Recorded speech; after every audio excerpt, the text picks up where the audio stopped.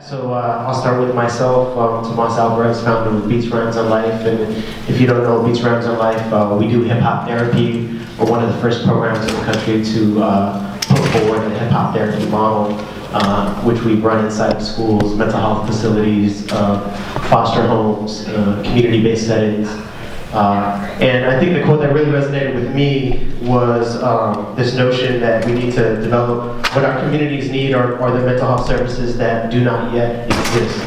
And that's been the goal of my work for about 11 years now, is working with community, working with young people to create those healing modalities that are a reflection not only of their worldview, but are aligned with their needs.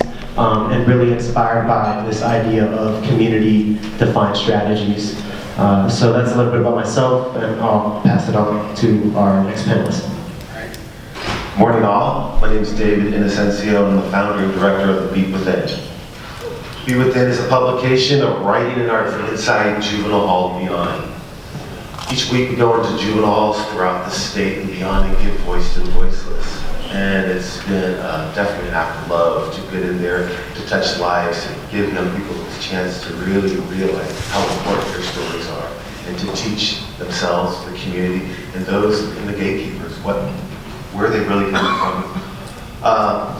Quickly, my background is social work. I wasn't a writer, I wasn't a poet. I saw a need to give young people a voice. I saw their voices weren't being heard, and put my head down and figure out how to make something happen within the walls of the system. First stop was San Francisco Juvenile Hall. The rest, I'll say, is kind of history. This has been going on since 1996. The first issue was on the death of Tupac Shakur. Good morning, everybody. My name is Nicole Lean. I'm the director of an organization in Oakland called Urban Peace Movement. We're kind of like a relatively new youth organization. We started about 6 years ago. And so my background is that I'm in Oakland. I hate that term, Oakland native, but I grew up in Oakland. I was born and raised in Oakland. And I'm a fourth generation Oakland resident. And I've been an organizer for the past 20 years, since I was in college, since I was a youth myself. And in 2006 in Oakland, we had a really bad year in terms of we had like the second highest recorded homicide rate in the history of our city. There were 148 homicides that year. And at that time, I was working for the Ella Baker Center for Human Rights. And we were doing a campaign around called Books Not Bars, reforming the statewide CYA system. And we were working with youth, and there were all these meetings, and in the meetings we would just hear about the homicides and the shootings that were happening. And so we felt like we couldn't just address mass incarceration. We felt like community violence was the other side of the coin. So we started Urban Peace Movement. That's really our mission. We actually started Silence the Violence first, and it became Urban Peace Movement. And our mission is really around, building up youth leadership, particularly from youth from Oakland, to try to interrupt the cycles of violence and mass incarceration in our communities. And we use a model called healing-centered youth organizing. So that's, we'll talk about that a little bit more today. So thanks so much. I feel honored to be here. Morning, everybody. My name is Galvis. I'm humbled and honored to be here with each and every one of you. And I'm a co-founder of an organization we pronounce CURYJ, United for Restorative Justice. It was born out of the gang injunction organizing in Oakland, co-founded by defendants in the Fruitvale gang injunction. I was born and raised in the San Francisco Mission District, pre-gentrification. I've spent half of my life now in Oakland, California. When I was 17, I was incarcerated and charged with attempted murder for my involvement in a drive-by shooting. And so for the last 22 years of my life, I've been really working around culturally rooted healing informed models for systems impacted young people. So I'll talk a little bit more about that. The mission of CURYJ is really to elevate voice and power of systems impacted youth and young adults to become the leaders, the innate leaders and change makers we know they are. Great. So we're going to start off with, hopefully this is going to be more like a conversation. And we're eventually open up for a conversation with y'all, because we know how it is to sit in a room and listen to other people talk. Regardless of how interesting the information is, we really want to encourage conversation and dialogue. So we'll have about 15 minutes at the end of our panel discussion for questions and answers. So the first question is really, how have each of you, through your project, sought to facilitate healing among young people? So this is with respect to tactics. What have been your tactics to facilitate healing through your specific programs and models or frameworks?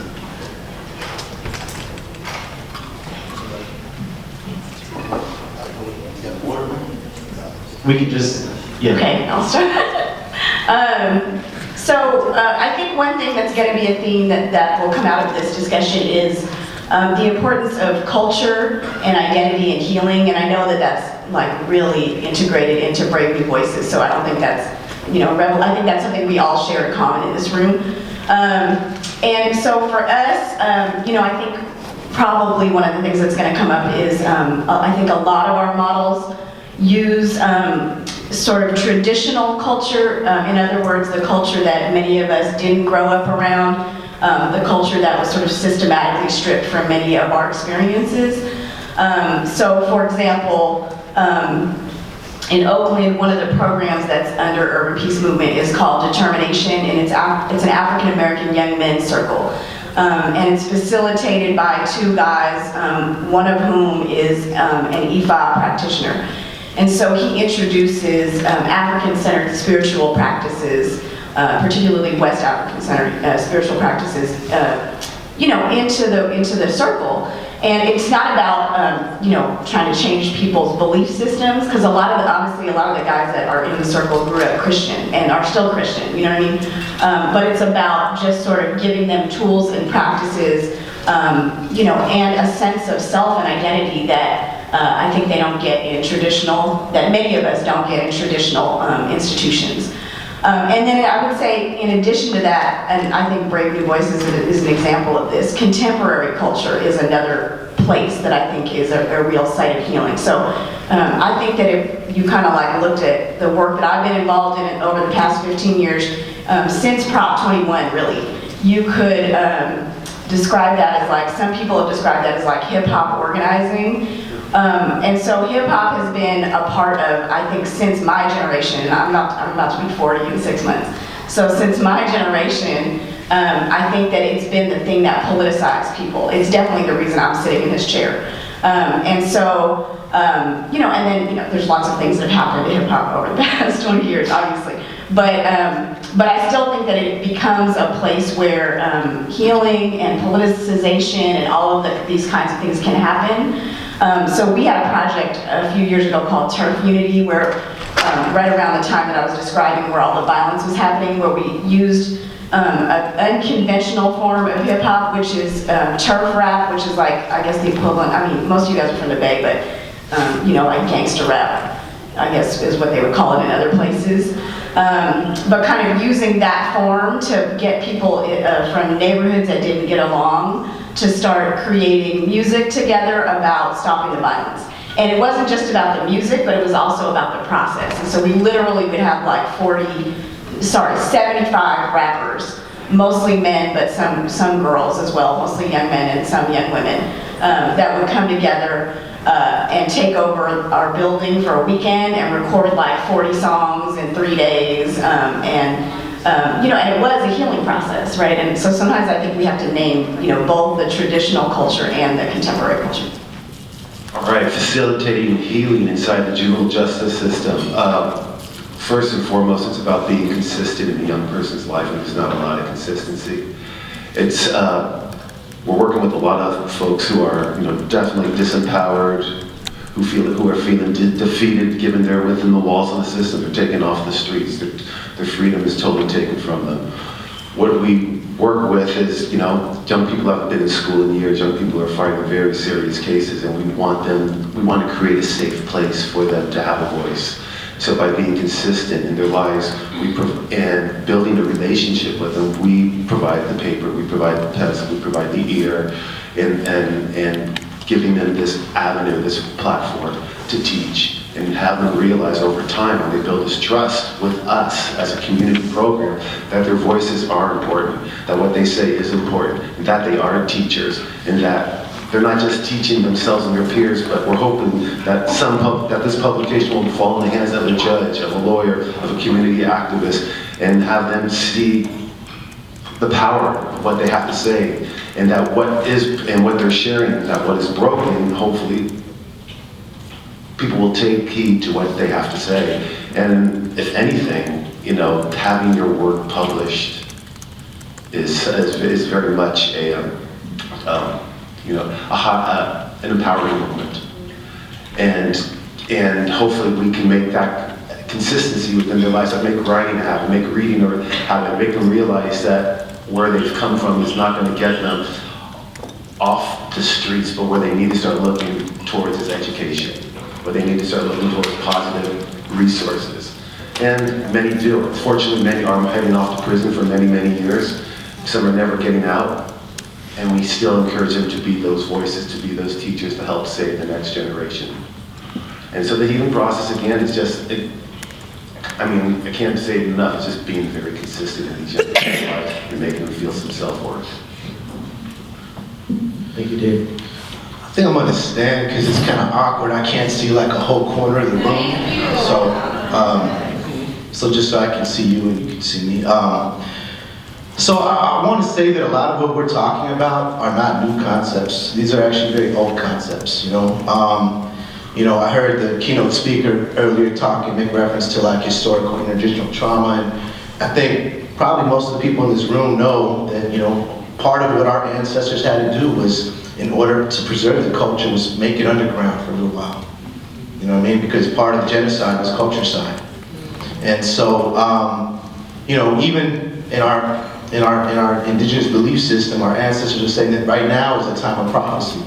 The way everything's aligned, and, you know, our native star science, everything, it's a time of renewal and regeneration. When people used to talk about the Mayan prophecy of 2012 being the end of the world, well, there was a Hopi prophecy, a Lakota prophecy, there were prophecies in the Quechua nations, all across indigenous communities in the world, in African communities, everybody prophesied, but it wasn't the end of the world, it was a new world. It was a new beginning. So after over 500 plus years of devastation, it's 500 years of restoration and healing.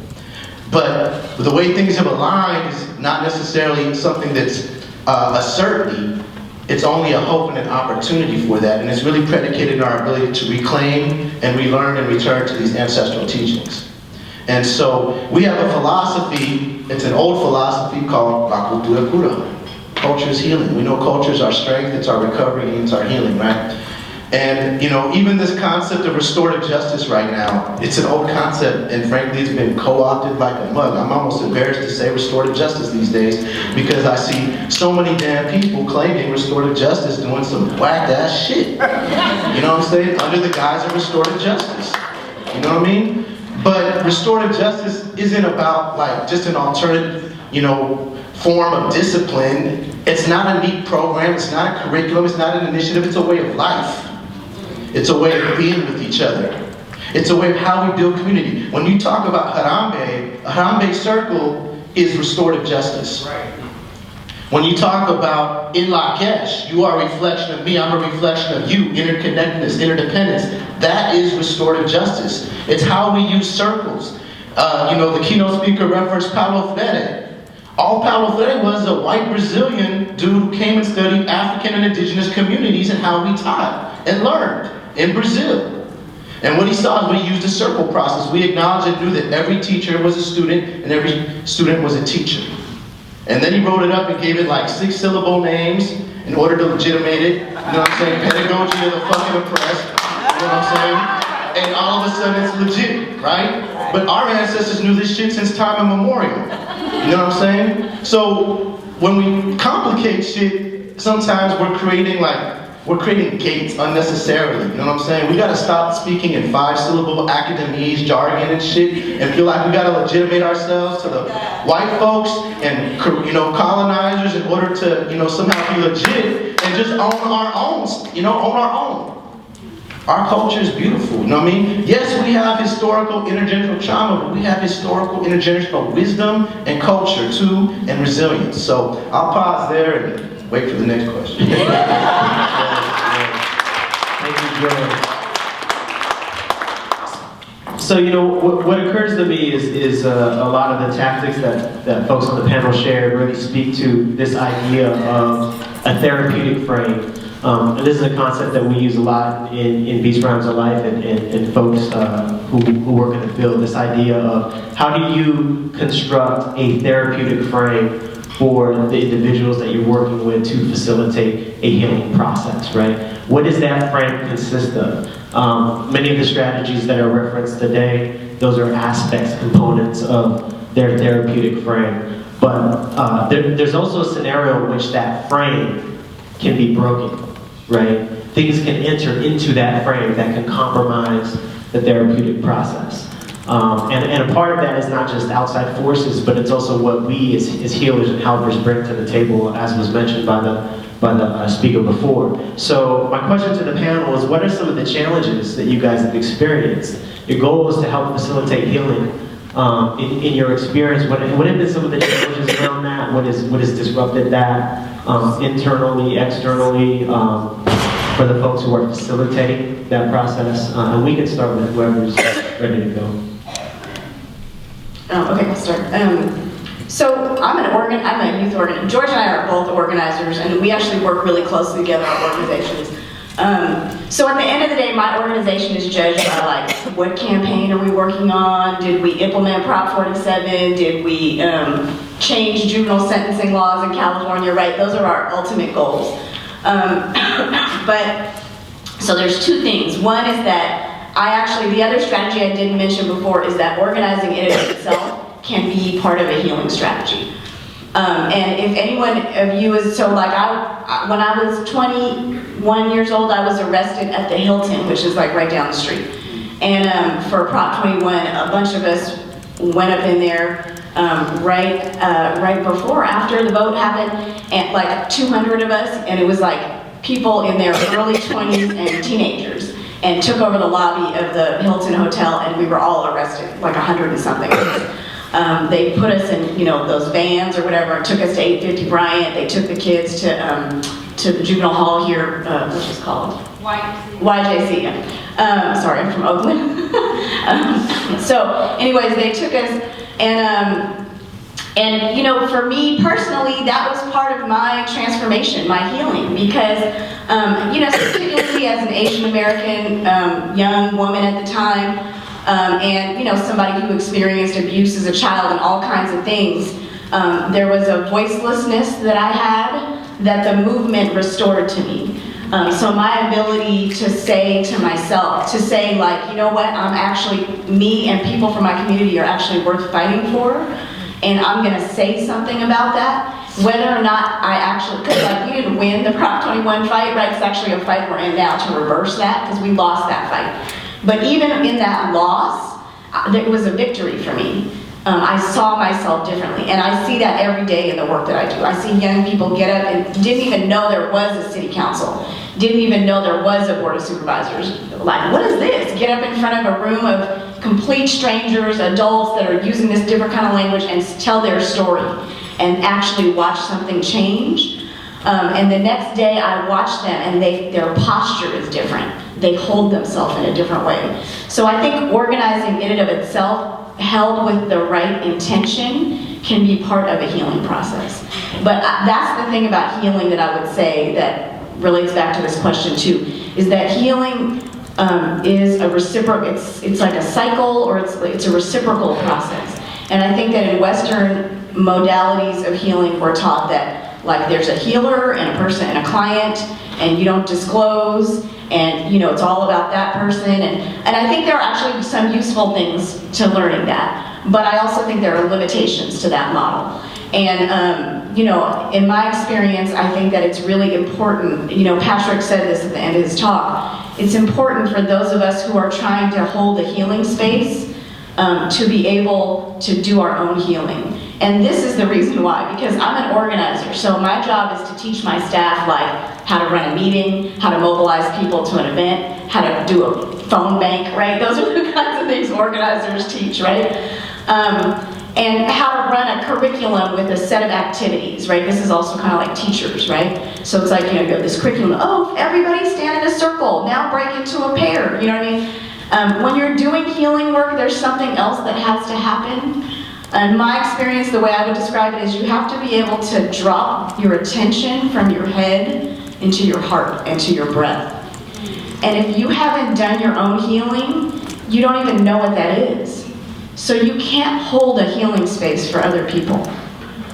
So I'm not saying that we should be like, telling all our drama to our youth, although I do tell some of it to our youth, but not in a way that, I'm really conscious of and there's no rule book on this, but I'm really conscious of how much am I disclosing, and I'm doing it in such a way that it's re-traumatizing or re-triggering young people, or am I doing it in such a way where I'm saying, look, I know where you're at and I'm not where you're at, but this is where I've been, and I'm telling you that when I tried something different, my life changed. And I'm still struggling, you know what I mean? And just being able to let them into my humanity so that I can connect with theirs. All right. Speaking from, the ground level, working within the walls of the system, it's really important to build relationships with the system you go into. Otherwise, your door's going to be shut on you and you're going to be out on the street.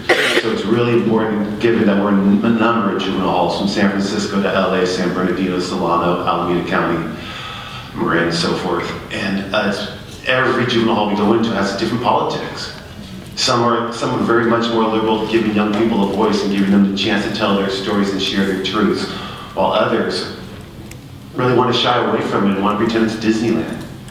And so it's a constant battle, struggle to bring these voices forth and also give the system a chance to really see what I think are the powers that be, what is really going on within these young people's minds. And one thing that we've done over the years, and if any of you are interested in seeing the publication at the end, I have something to give out to you all, is that we respond to every single piece to twofold: to protect ourselves, the program, a community program, as well as we want the system to see that we're paying attention to what these young people see, the abuses, the trauma, the violence, the deaths, the pain, the fear of the unknown. And we want the young people to realize that someone is listening to them. And it's always the challenge to try to be one step ahead of a humongous system. And that humongous system also breaks down to all these various little systems. So when it comes to our tiny little program, that's some of the things that we work on in regards to disruptions, are just the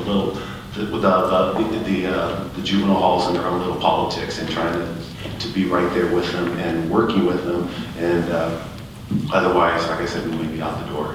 So far, so good. 20 years going strong. Thank you, David. So the question I heard was around challenges. This is probably more complex than this, but I'm thinking of two things just off top. The first is systems. The absolute worst thing you can do to a young person is involve them in a system. Any system. Wayne County, anybody familiar with Wayne County? Where Detroit is at?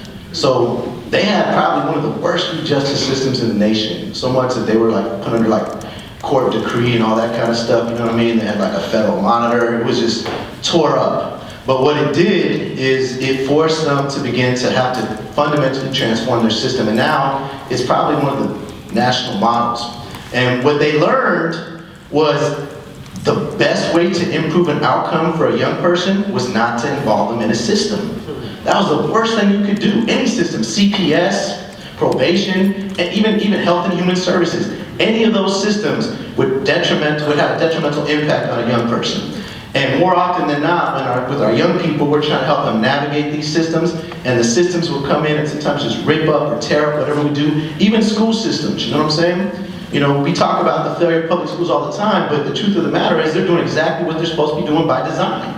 And you might have some good, young, educators of color in there sometimes who are trying to make a change, who are trying to make a difference, but they're operating in a disorganized, dysfunctional system that by design is trying to fail our young people, relegate them to subordinate positions so that they can inherently be the burden bearers that our parents and our ancestors were, you know what I mean? So, systems is the biggest challenge. The second is all this goddamn nonprofit gangbanging, for real, man. For real. It's 80% of our energy in movement building work is fighting amongst each other. So when we talk about healing and you know, the keynote, my sister Nicole here talks about the need for us to do that inner healing before we even try to work with anybody else. I mean, that's the core part of our model, is before we try to even politicize the young people or anything else, because when you politicize them, I remember, you know, coming out of my incarceration, going into a community college campus, and, you know, all of a sudden feeling very like empowered, because I'm reading stuff for the first time in my life. I'm reading Paulo Freire, I'm reading Franz Fanon, I'm reading Alfred Memmi, all this stuff that gave a vocabulary to what I've been trying to articulate my whole life, but didn't have the words for, that was always undermined and delegitimized if I tried to express it. And at the same time, I was fucking furious. You know what I mean? I thought about all my friends who were locked up, all my friends who were dead, and thought if we'd been taught this from Jump Street, you know, it would have made all the difference in the world. And so I went from, you know, I really hate this term, gangs. To me, it's just racism camouflage into guise and crime prevention. I really feel like we gotta move away. I was a member of a street organization, okay? Some people have Boy Scouts, some people have Little League, some of us just had our neighborhood, and there's nothing wrong with having neighborhood pride. Let's not focus on that. Let's focus on changing behaviors so that there's more positive outcomes, you know what I'm saying? I was a member of a street organization, and I put in work for my neighborhood, and the same sort of fire that I had for that back in the day, all of a sudden I had something legitimate. I really wanted to do some crazy shit, you know what I mean? What was very integral in terms of my healing process was the custodian in my community college was an American Indian Movement veteran who was watching, like as I'm learning this and starting to organize, kind of almost came into my life. Like we say, there's no coincidences, you know what I mean? Came into my life at a very critical time and began to help me relearn those traditions of my ancestors. Introduced me to the Iniki, to the sweat lodge, to the sun dance, you know what I mean? To the medicine, to take time to feed my spirit, you know what I mean?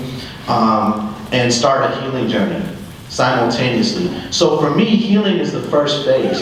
And if we're really gonna build healthy movements, like think about all that infighting, a lot of it is just because so many of us are wounded, we're bringing all our wounds into the movement building because we have a self-righteous cause yet, but we're still traumatized ourselves, and it creates a lot of infighting that gets reproduced in the movement building work, and it's detrimental to our movement building. So the nonprofit gangbanging and all the internal fighting and movements, that's the other biggest barrier. That's great, thank you guys. So this is kind of an extension of this last question. You know, you guys talked a lot about, you know, external challenges with external forces and some challenges with respect to how we prioritize our own healing. You know, I know that in my work personally, you know, full disclosure, I just transitioned out of the nonprofit that I founded in December after 11 years. And it was a beautiful journey. I learned a lot, but I gotta be straight up that I've been operating on burnout for like 3 years. So in your guys' own work, how have you guys experienced that, whether with yourself or with your staff? How has it impacted the work? And what have you guys done to actually address that has been helpful? Okay, I'll start. I mean, to be, you know, completely honest, it's something I'm struggling with right now. My grandmother just died, and her funeral was last Tuesday, and then I had to work 12 hours the next day, 11 hours the day after that. I had to work Saturday for a community meeting, and I have a cold. I mean, I'm like exhausted. So it is a constant struggle, especially, you know, for social justice people, because the reality is, like, we're fighting multinational, you know, sort of global capitalist interests that have billions of dollars, and we, even with our nonprofits, you know, even the biggest of us, or people that don't have nonprofits, I mean, we have like a drop in the bucket in terms of what we're up against. It's like David and Goliath constantly, and so that is the nature of the work that we're in. And so, so I don't know that there's like an easy answer to that. You know what I mean? The other thing I would say is that, you know, like a lot of us went into this work and we have sort of like a specialized field, right? We might be an educator, we might be a community organizer, right? And so there are these things that we are taught, you know, and trained to do really well, and we do them well. And so for my staff, you know, like I said, they're trained as organizers, and the next thing they know, they look up and they're sitting one-on-one with a young person whose best friend was just murdered. And they're, you know, winging it. They're just like, you know, they're some of the most compassionate, you know, organizers are some of the most compassionate people I've ever met. So they're present with the young people, they're showing compassion. But that wasn't in the Community Organizing 101 training book. And we didn't go to school to study psychology, you know what I mean? We studied politics, we studied activism, you know, civil rights history. And so all of a sudden, so one of the things we realized in Oakland is that a lot of the folks that I'm describing are really the first line of support for the young people in Oakland in terms of like what you might describe as mental health services. And they're not accessing traditional mental health services, and there just aren't a lot of them, right? Even the traditional ones, there aren't a lot. My mom is schizophrenic, so I know that she has not even been able, as a sort of, you know, older middle-class woman, been able to find support for her. And so imagine what it must be like to be a high school student, you know, in East or West Oakland. There just isn't a lot out there. So they often turn to the people that we work with. And so we created a project in Oakland called Healing the Healers, where we had, you know, the folks that were on the planning team were really intentional. They wanted to create healing circles for what we call like youth workers, which means like teachers, community organizers, in some case, you know, social, even folks that do like direct service work, and to create, you know, movement folks, and to create healing circles for them that were facilitated by folks that had a background in cultural healing practices, and then also some background in traditional mental health services, like mental health, you know, professionally. And so, so they were in the circles for 6 months. They met regularly, like twice a month. And the idea was to give them their own experience of healing, one, to deal with, you know, what you described as compassion fatigue or sort of secondary trauma. But secondly, so that they could have their own experience of healing, so that then they could better hold healing spaces for the young people they work with. And, you know, for me, the last thing I'll say is that my own spiritual transformation or healing journey has changed how I actually think social change happens. It's changed like the way that I understand social change is happening. So I still think that it's true that we have to fight and we have to win, and that we're in a battle and there's an opposition. And so those things have not gone out of my theory of social change. But I will say that, you know, George was talking about the prophecies that are happening right all over the world. And the other day I was actually at a funeral and I heard Carl Anthony talk. He's one of the fathers of environmental justice, and he works in the East Bay. And Carl said that there is an emergent reality, and he talked about that. Some people, I think, describe it as a great turning. I've also heard people say that. And it's, in my own experience, I've caught glimpses of it. I actually think it's what Dr. King was talking about when he said the arc of the universe is long and it bends toward justice.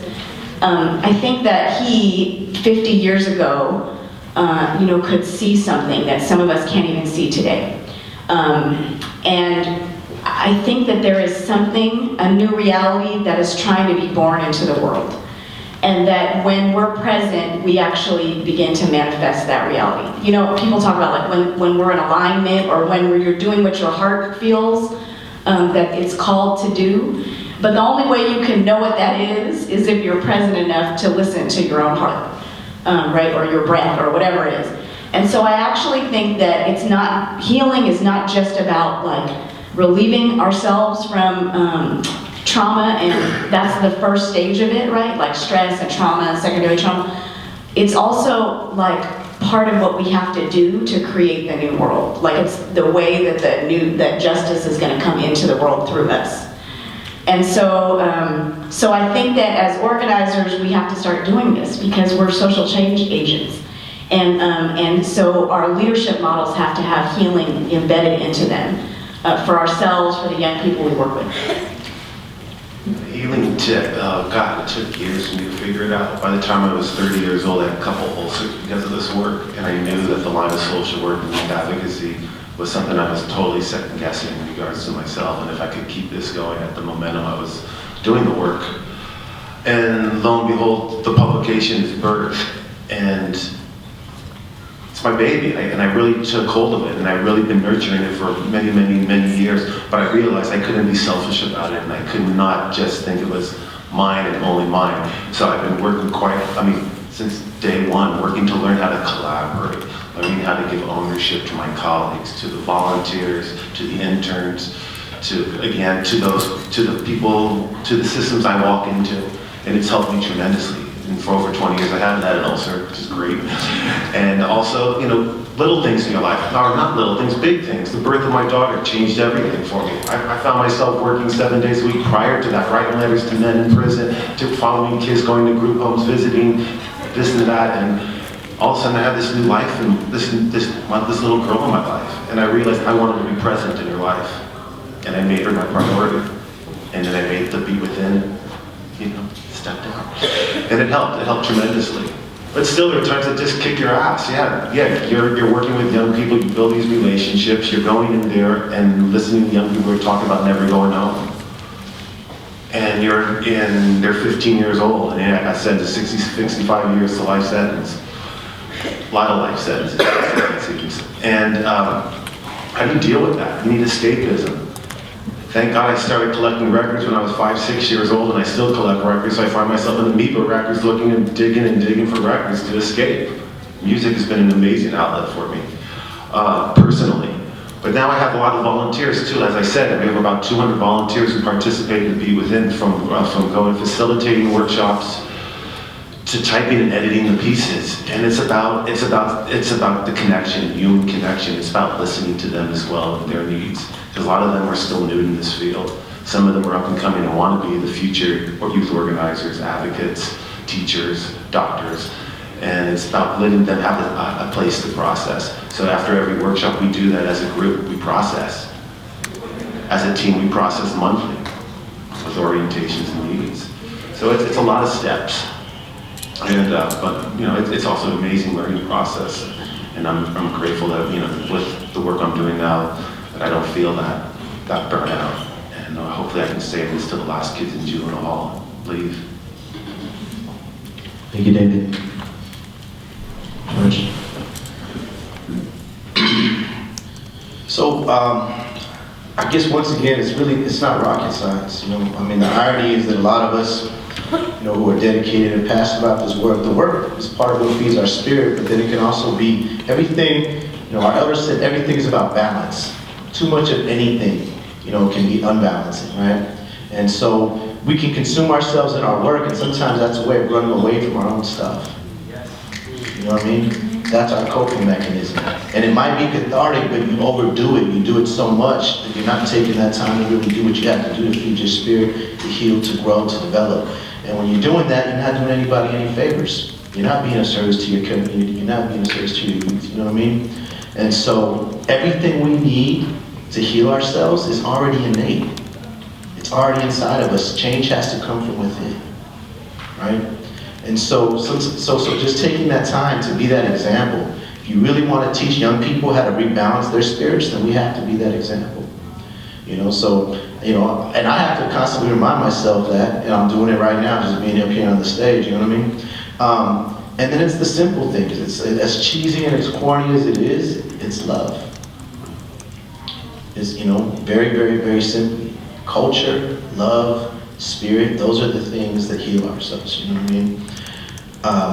I see a lot of people, even within our First Nations circles, because of, a lot of people fighting this, what we call the red road to recovery and healing. As part of their healing journey, they start going to ceremony. And I've seen them consume themselves to ceremony to the extent that they neglect their family. It's like, once again, it's an unbalance, and the whole purpose of ceremony was to basically help strengthen your family relations and yourself and all of that, right? And so we overcomplicate things. They think that they have to be at the ceremony all the way up at the tribal community on the res, which is a 10-hour drive or whatever. But guess what? The ceremony begins each and every day just in our home.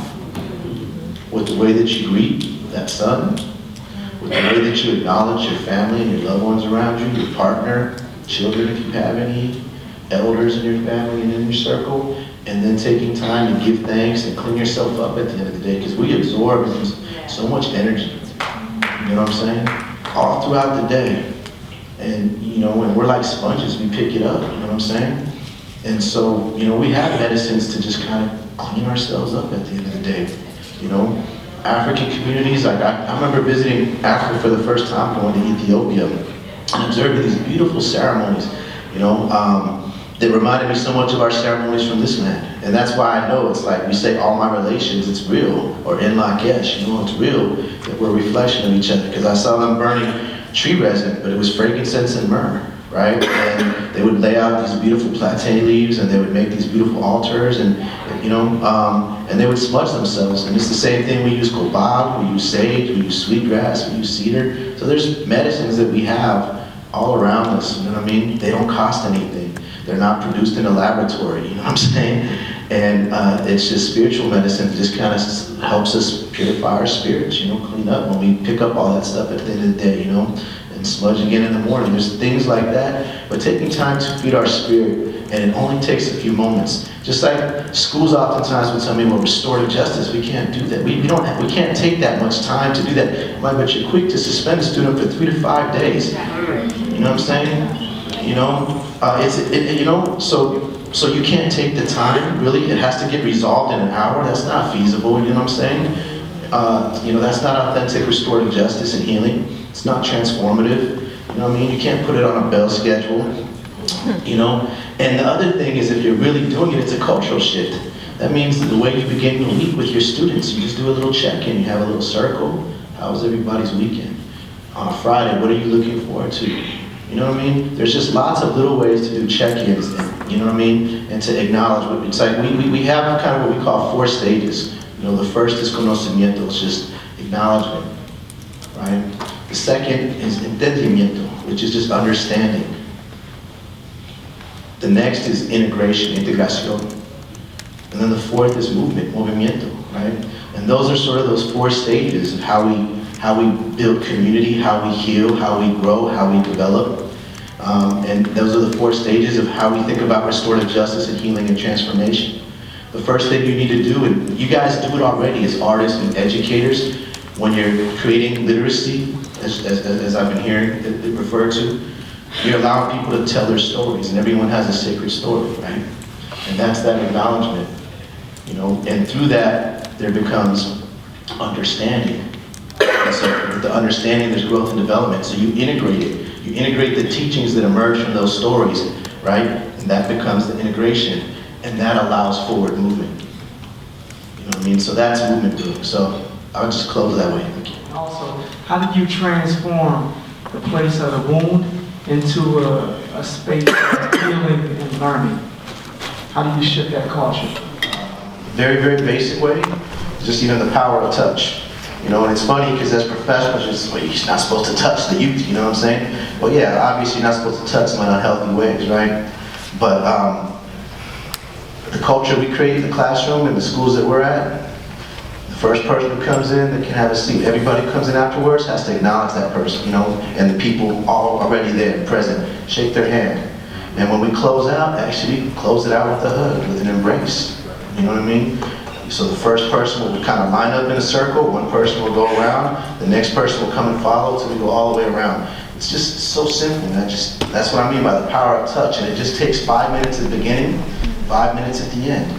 It's also, I think, super critical to be aware of where you're doing this. I never actually try to do anything deep in a school setting. School setting is probably, you know, one of the worst places to do that, right? Because you can reopen a wound and you got to send the student out to the next class. It's like a walking time bomb now, or send them out on the street, you know what I mean? So, you know, just those little acknowledgments within the space of the school, I think, are important, because then it's that first teaching every child is supposed to have, is just a learning of connection.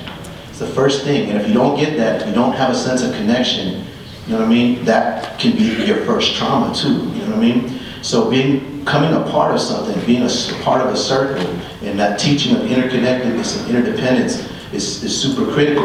But then being able to go out to other places, like we go out, we'll take them camping for, for 3 or 4 days, even for a weekend sometimes, you know what I mean? And then we're able to kind of get deeper, begin to kind of share our stories, you know what I mean? And the first thing we do is we have to practice it. I have to be willing to open up and make myself vulnerable, be open my wounds and share anything I'm asking my young people to do. And then some of them are going to share as much as they're able to. And we don't try to push or force anybody. I've been in conferences where it was like a 1-hour workshop and it's supposed to be on healing, and the so-called healers are like trying to force and pry young people into like reopening their wounds, you know what I mean? And it's problematic, you know what I mean? It's irresponsible, it's messed up. So, you allow young people to kind of go at their own pace, and they'll start to, as they're ready, they'll start to open up. So, but I think we role model that. I would just add, there's lots of practices, but I think you have to have your own familiarity with them to be able to assess what you think is the best practice. But one of the things that we've worked with is Ericka Huggins. Do you guys know who Ericka is? Yeah, she's incredible. She's like literally one of the most, if not the most incredible human being I've ever encountered. So Ericka was a Panther back in the day in LA, and actually founded the Panthers had an East Oakland Community School. She was one of the founders of it, and just went through tremendous things when in that period of history, and actually had a spiritual transformation at some point. Actually, when she was incarcerated in New Haven, Connecticut. And she's a very deep spiritual practitioner, meditation and yoga practitioner, and which is not what you would think when you think of Ericka Huggins. And she has introduced meditation and sitting practice with our young people. And it sounds like it's easy, but it's not easy. And for some young folks who are experiencing a trauma response, it's actually, they can't even sit still. And they want to run. The second you say, okay, we're going to sit in silence for 3 minutes, they want to run out the room. And so, like George said, you have to really practice. All of these practices are about meeting yourself where you're at. So if your impulse is to run out the room, then maybe the next step for you is to just try to stay in the room, right? You don't even have to do the practice. Just try to stay in the room while others are doing it, right? And if that's too much, then leave the room. You know what I mean? But to me, that's another practice around, all of these things where you're confronting yourself. That's why meditation is so scary, because you're being with yourself, and we spend most of our day, as you said, trying to avoid being with ourselves. So that's, and it's very gentle, right? It's like sitting for 3 minutes in silence, not like an hour, you know what I mean? So I wonder how we combat the gangbang by actually learning about what each other do and think about our programs as part of a continuum of care or a community of care. I think that it starts with us healing our relationships, you know what I mean? And in Oakland, it's like the capital of nonprofit gangbang. There's so much funk between organizations, but there's also something shifting, I would say. I think if you asked me 3 years ago, what was it like in my experience of it now, it's very different. So I actually think that a shift has, I don't know if that's how you experience it, but I do think that we've begun to, at least some of us have begun to acknowledge this and try to build a different kind of relationship with each other. In regards to the work in the hall, it's about keeping the door open. It's about wanting to build relationships. It's about wanting to have a place for young people when they leave the system that they can go and continue the conversations, continue the storytelling, continue that opportunity to tell their truths. We work really hard to find collaborations within all the communities we go into, and it's not as easy as I wish it would be. But when you find the right group, you want that organization to join you for these workshops. You want them to be and I think for the population you work with, it has to start with many of these young people within those walls of the system to build a relationship, and then know that they know somebody that they can, to make that connection so it's easier for them to get into the door and feel welcomed. And I think a lot of the organizations have, a lot of organizations that work with this population find it difficult because a lot of young people are asked to do things. They're asked to turn their lives around. I mean, how many of us have been asked to turn our lives around at 15, 16 years old, and to then go across town to get this support and do this training, do this literacy program, and there's no connection there, no human connection.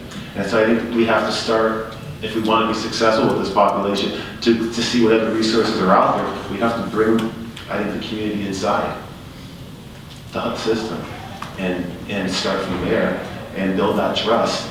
And so that young person has some confidence walking out the door if he or she is back in the community to fulfill the various opportunities that present themselves.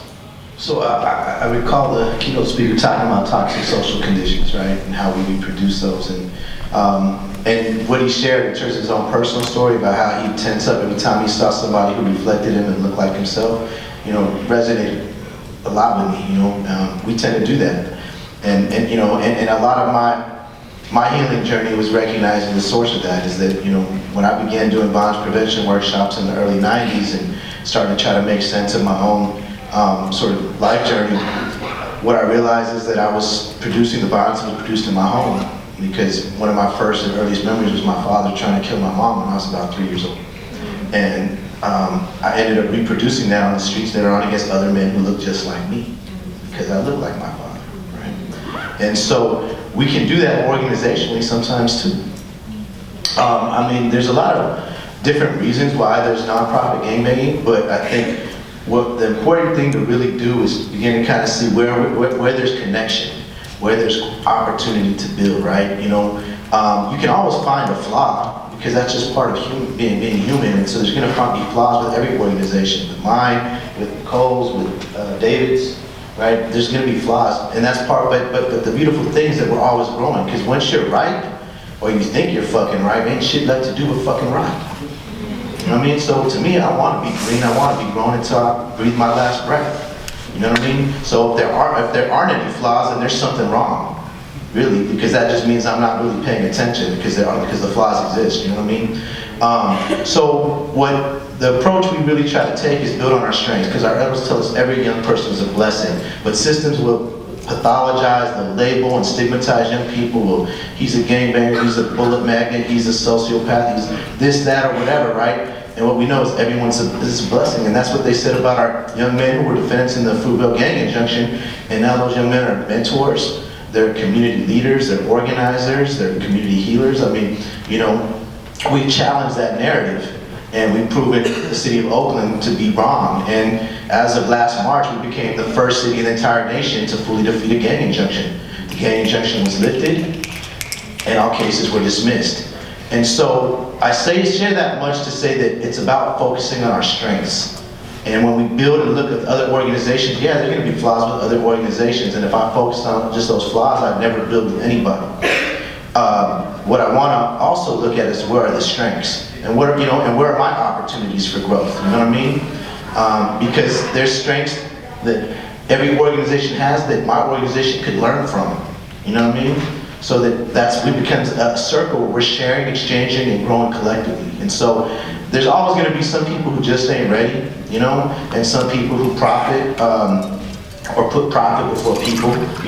There's organizations who operate in a very capitalist manner, and then we just don't fuck with them. You know what I mean? Sometimes we want to smash on them, and once in a while we do, because they need to be smashed on. But most of the time, I don't want to waste my energy on that. You know what I mean? I want to build with the people who are really trying to build authentic movement. So I hope that answered your question, man.